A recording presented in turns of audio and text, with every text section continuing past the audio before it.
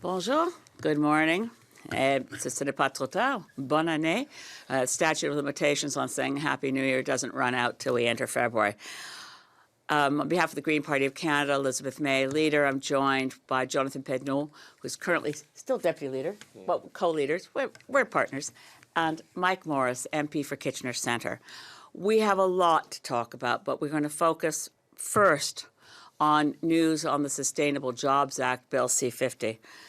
Franchement, j'ai bouleversé avec une nouvelle après Noël que le comité, avec l'étude de ce projet de loi C-50, ont changé avec un délai de 15 ans la date de l'application de ce projet de loi. I was absolutely shocked to find that on December 11th, when most of the key MPs who work on climate were in Dubai for COP28. And when you're out of the country, it's a strange, maybe an iPolitics Next Trivia contest, why on earth we have a rule that when you're outside of Canada, you can't participate in Parliament by Zoom.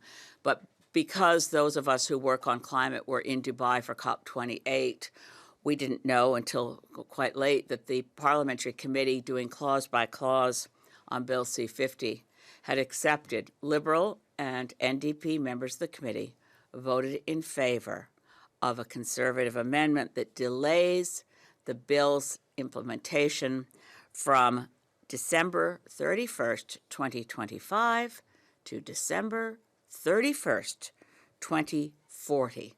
This is a shocking abdication of responsibility by the so-called progressive parties. The Green Party wants an explanation for why on earth Bill C-50 has been delayed by over 15 years. I turn it now to Jonathan Pedneault. Bonjour à tous. Dans la nuit du 6 au 7 décembre, on a eu un peu un conte de Noël maléfique qui s'est produit à la Chambre des communes où les partis supposément progressistes se sont entendus pour aller voler le cadeau de Noël aux générations futures. Des générations futures qui ont le droit de s'attendre à ce que leur gouvernement, un gouvernement fédéral qui est supposément progressiste et a à cœur leurs intérêts, un gouvernement dont on pourrait s'attendre qu'il mette en œuvre aussi rapidement que possible une stratégie, un plan pour créer des jobs renouvelables, des emplois verts pour l'économie verte qui s'en vient. À un temps où le reste du monde est en train de se libérer des énergies fossiles, nos amis libéraux et néo-démocrates ont décidé plutôt d'aller dans la direction des intérêts conservateurs qui sont capturés par l'industrie pétrolière pour causer des délais additionnels dans ce qui est absolument inévitable ici, la transition énergétique. Et là, on a décidé, en pleine nuit, du 6 au 7 décembre, juste avant Noël, pendant que les députés les plus actifs sur le plan environnemental étaient à Dubaï en train de négocier avec le reste du monde l'avenir de notre planète, ils ont décidé de repousser l'implémentation de ce projet de loi par 15 ans. Ça, c'est 15 ans qu'évidemment, personne ici a le loisir, le luxe de se permettre. 15 ans de délai additionnel qui vont causer du tort aux générations futures pendant que les Américains, les Européens, les générations qui sont en train d'entrer sur le marché du travail ont maintenant des opportunités extraordinaires dans une économie verte. Les Canadiens se ramassent, les jeunes Canadiens se ramassent le bec à l'eau parce qu'on a eu des partis progressistes qui ont voté avec les conservateurs pour causer des délais additionnels. Ça, c'est absolument inacceptable. Once again, we have the night of December 6th to 7th, we had some sort of a twisted Christmas story taking place in the House of Commons with the NDP and Liberals voting with the Conservatives to delay by 15 years, something that young Canadians are excited and hopeful about, the possibility of getting jobs in the clean sector, sustainable jobs that will be fit for the future that's coming. At a time when the rest of the world is transitioning away from fossil fuels, Liberals and NDPers decided, no, let's wait 15 more years. Let's not give this Christmas gift to young Canadians just yet. We find this completely unacceptable. Mike. Merci, Jonathan, and Elizabeth aussi. It really is disappointing when we see partisanship getting in the way of the priorities of Canadians. Canadians that have been promised, and workers in particular, a just transition, ensuring that we center workers as we move to the economy of the future. And instead, in the cover of night, when as a result of partisanship, the amendments themselves weren't even publicly shared at committee because of the result of partisan games that led to simple votes without discussion before each amendment was passed, to then have an already almost empty bill with no funding attached to it. It had been watered down already, to then be further delayed 15 years in the midst of a climate crisis is outrageous. And we will continue to stand up to say that we must go faster, we must be vigilant in the midst of a crisis. We owe it to future generations, and we owe it to workers across the country. Thank you. Nous sommes disponibles pour les questions, s'il y a les questions sur Zoom, mais pour maintenant, je veux seulement ajouter que nous avons les priorités, évidemment, pour cette session de Parlement. We're starting now what will be, it's not quite a sprint till the end of June. We do have parliamentary breaks through February and March to be back in our constituencies. But there are a lot of concerns that we have right now going into this session of Parliament. I will, though, carry forward the clear message from so many wonderful and inspiring words from yesterday's state funeral. I want to certainly thank the Prime Minister for making Ed Broadbent's passing an occasion for bringing Canadians together for a state funeral, and for hearing without partisanship words of remembrance for Ed Broadbent, which will be shared later today in the House. I'll be honored to present on behalf of the Green Party our thoughts on the passing of Ed Broadbent, whom I think is recognized across party lines as truly a giant, a great Canadian, a great parliamentarian, and someone I worked with when he was party leader.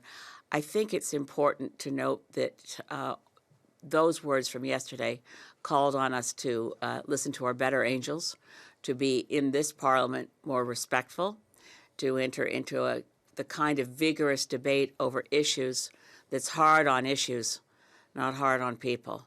I think Canadians deserve better from Parliament.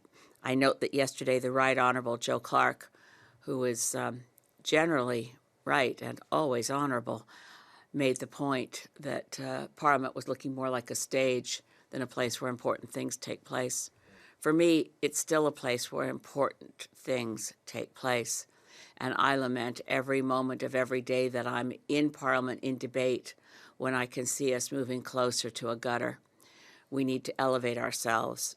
To improve the discourse in Parliament is on each and every one of us. I'm so proud of Mike Morrice as MP for Kitchener Centre. He never allows himself, nor do I hope I allow myself, to allow the kind of partisan gutter sniping that goes on to affect our speech and our approach to how we work towards finding common ground on issues that matter to all of us.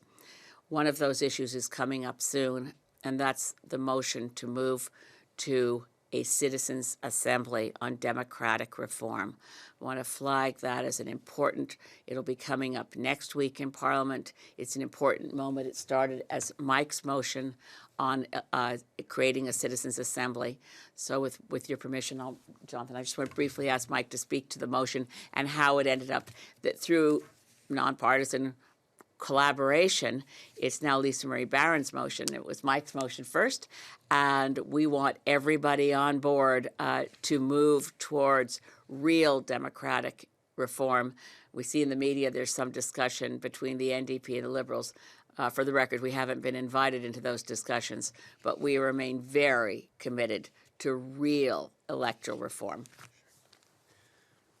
Well, yes, thank you, Elizabeth. This is, work that's been underway for quite some time, and that we believe deeply there's an opportunity to put partisan games to the side. We recognize that electoral reform has had politics get in the way of making progress on it year after year, and so following the lead of groups like Fair Vote Canada, we have been calling for a citizens' assembly, a regular group of Canadians that could come together to provide recommendations to our Parliament on electoral reform, similar to a jury, for example. I was proud to bring that motion forward and receive support from 4 parties, MPs representing 4 different parties.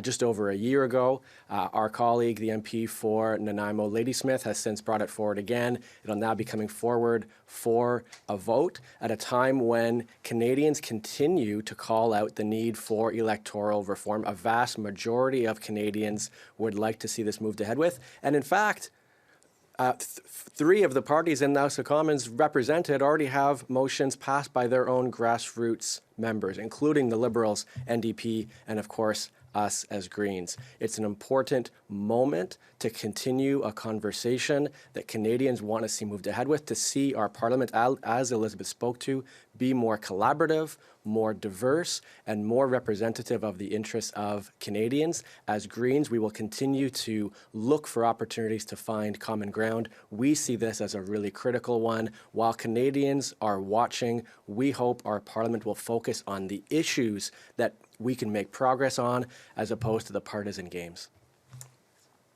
Et un petit sommaire? Non? Résumé? Well, I think just to close, perhaps, very important for us will continue. An issue that's very important for us will continue to be the fight against the lack of housing in this country. Affordability remains a key challenge for many Canadians throughout the country. We heard many stories over the holidays, Mike and Elizabeth from their constituents, myself from people in my community, of people who are struggling right now in this current economy to make ends meet. And that is once again highlights the treason of progressive parties, Liberals and NDP in this case, to really address the fundamentals of inequality in this country. And so very soon we'll be coming up with some bold proposals for Canadians on fiscality, on how do we redistribute resources in this country in a way that can be more fair and that can really help plan for the future. Un enjeu d'importance pour nous va continuer à être la lutte contre les inégalités, puis évidemment toute la question du logement qui est très importante au Québec. On l'entend de la part de Québec solidaire et de d'autres partis provinciaux. Il est essentiel d'avoir des investissements plus importants en logement. Je sais que Mike et Elisabeth ici vont continuer à se battre pour ça ici à la Chambre des communes à Ottawa.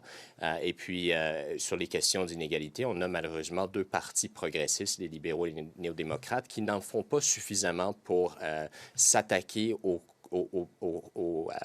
bases, aux raisons fondamentales de ces inégalités croissantes.